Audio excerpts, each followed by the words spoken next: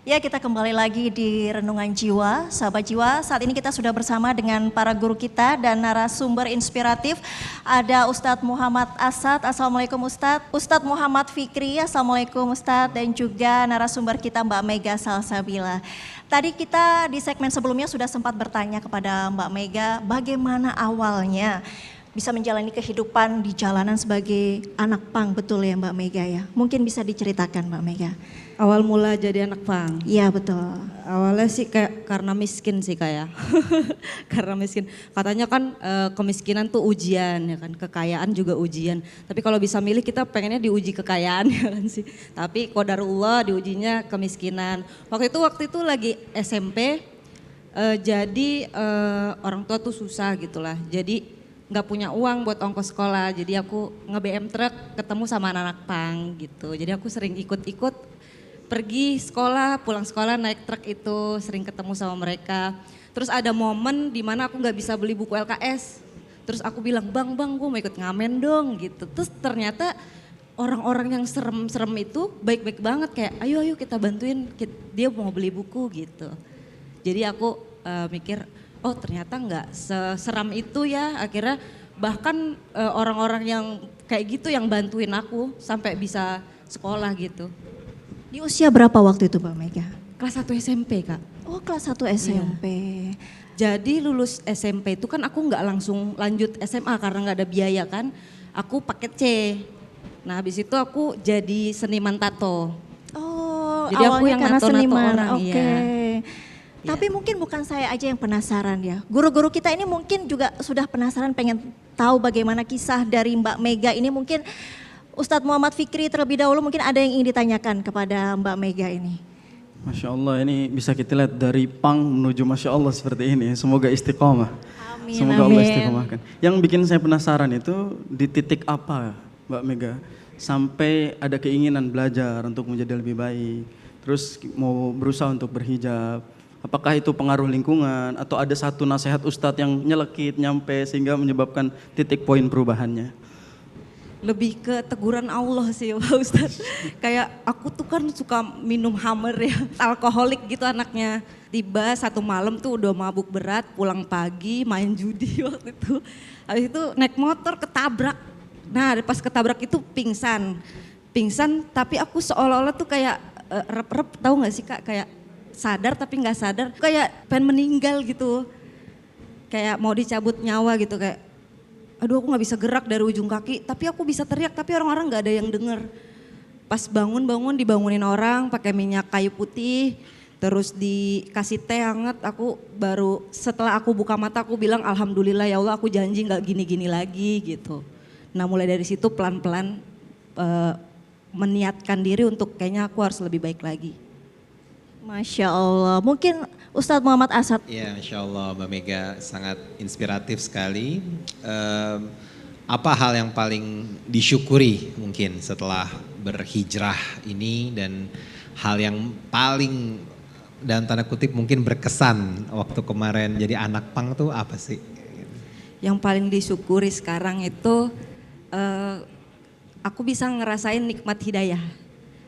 Kalau aku nggak kayak gitu-gitu kemarin kayaknya aku belum tahu deh nikmatnya hidayah kayak gimana gitu. Jadi menurut aku kalau aku nggak kayak gitu nggak ada rasa nyaman ibadah yang sekarang. Jadi hal yang paling aku syukuri dan nggak mau minta dicabut sama Allah, ya Allah jangan cabut nikmat iman di dalam hati ini gitu. Amin ya, mudah-mudahan doanya semoga istiqomah. Amin. Tapi ini kan sudah punya buah hati ya Mbak ya. Iya. Apakah ini juga menjadi salah satu motivasi Mbak Mega untuk berhijrah anak-anak ini? Oh justru waktu anak pertama kan aku kan pisah sama suami kan. Itu justru bandel-bandelnya karena depresi perceraian. Jadi melakukan hal-hal kayak yang haram-haram pokoknya kita cobain dah tuh. Karena udahlah ngapain lagi hidup, pernikahan udah gagal, hidup gue udah gagal gitu. Anak tuh masih kecil tapi aku gak mikir udahlah aku terserah deh gitu. Hidup mau gimana, kalau gak dikasih kecelakaan itu mungkin aku udah meninggal overdosis atau mungkin meninggal kena penyakit atau gak amit-amit ya. Karena di lingkunganku orang-orang yang meninggal tuh kisah-kisahnya kayak gitu. Jadi aku bersyukur banget lah aku dapet kecelakaan waktu itu. tanggapan keluarga ketika Mbak Mega berhijrah dari dulu anak pang, kemudian sekarang berhijab syar'i seperti ini, Masya Allah. Apa tanggapan keluarga dan juga lingkungan sekitar? Hari-hari belum syar'i Kak, belum istiqomah juga. Ini karena ikut Semoga nanti kajian. ke depannya. Iya mudah-mudahan. Tapi kalau tanggapan orang tua kayak, lu masuk angin gitu, lu kesurupan apa gitu, kayak dia dapat jin muslim kali ya gitu, kayak kesurupan jin soleh gitu. Tapi kali. mendukung ya Mbak ya, tentu ya. Mendukung tapi kayak ragu-ragu gitu, kayak tadinya kan aku kan pengen yang berhijab langsung berhijab syar'i, tapi kayaknya nanti takutnya bosen, daripada nanti lepas hijab jadinya aku mulai kayaknya aku pelan-pelan aja deh. Jadi nggak langsung berhijab Kak, pakai baju tangan panjang dulu, bajunya masih ketat tuh, pakai jilbab masih ketat tuh bajunya, lama-lama bajunya yang melar-melar, tapi masih ikat di leher jilbabnya gitu. Jadi berproses, nggak langsung yang tiba-tiba syar'i gini nggak. Tapi tanggapan dari teman-teman pang dulu seperti apa? Menertawakan atau justru Masya Allah atau seperti apa mungkin Mbak Mega? Awal-awal kayak ngejek, Bu Haji gitu, terus ya amin-amin aja, alhamdulillah umroh kan digitu-gituin, didoain itu ya. Jadi Bu Haji awal-awal gitu, tapi satu-satu ngikut Kak. Ada yang mulai ngikut, ada yang coba, gue cantik juga ya berjilbab ternyata gitu. Mulai ada yang ikut kajian gitu. Ada juga tuh kajiannya anak-anak pang. Ada di kolong jembatan, itu mulai pada ngikut gitu. Bahkan yang muka-mukanya betato di muka pada umroh Kak, alhamdulillah, iya. Masya Allah, Allah kan nggak ngundang yang mampu ya, ngundang yang memampukan yang diundang gitu. Jadi kayaknya nggak masalah deh kalau kita punya masa lalu yang buruk. Masalahnya kalau kita nggak mau jadi lebih baik gitu. Oke, mungkin Ustadz Fikri ada yang mau ditanyakan lagi ke Mbak Mega. Ini mungkin jadi banyak pertanyaan orang-orang ketika hijrah ya. Yang paling sulit ketika hijrah itu kan nanggepin komentar orang lain. Mungkin banyak yang menghujat, ngeledek, ngata-ngatain. Itu kan mungkin bikin iman kita jadi down lagi tuh. Gimana cara Mbak Mega ini merespon hujatan banyak orang-orang yang kontra sama hijrahnya.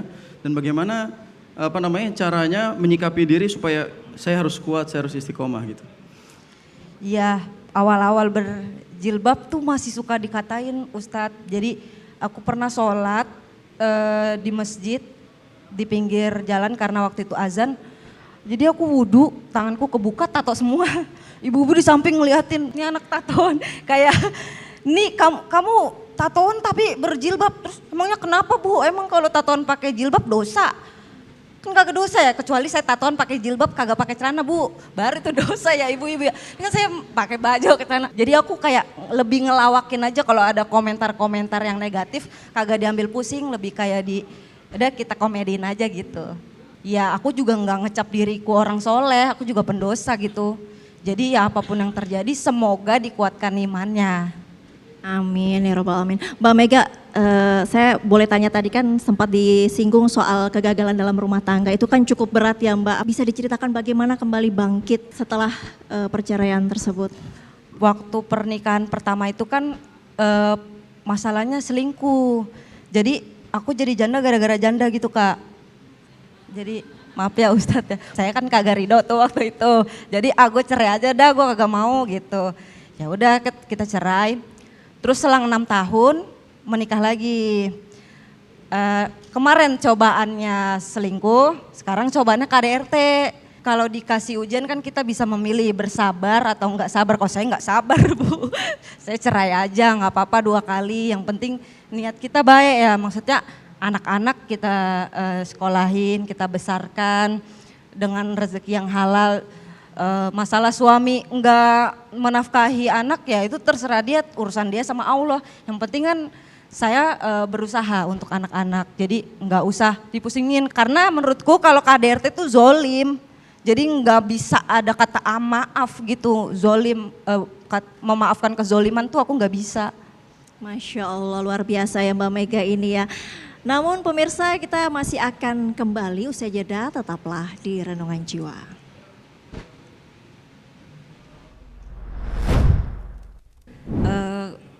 Aku bisa ngerasain nikmat hidayah. Kalau aku nggak kayak gitu-gitu kemarin, kayaknya aku belum tahu deh nikmatnya hidayah kayak gimana gitu. Jadi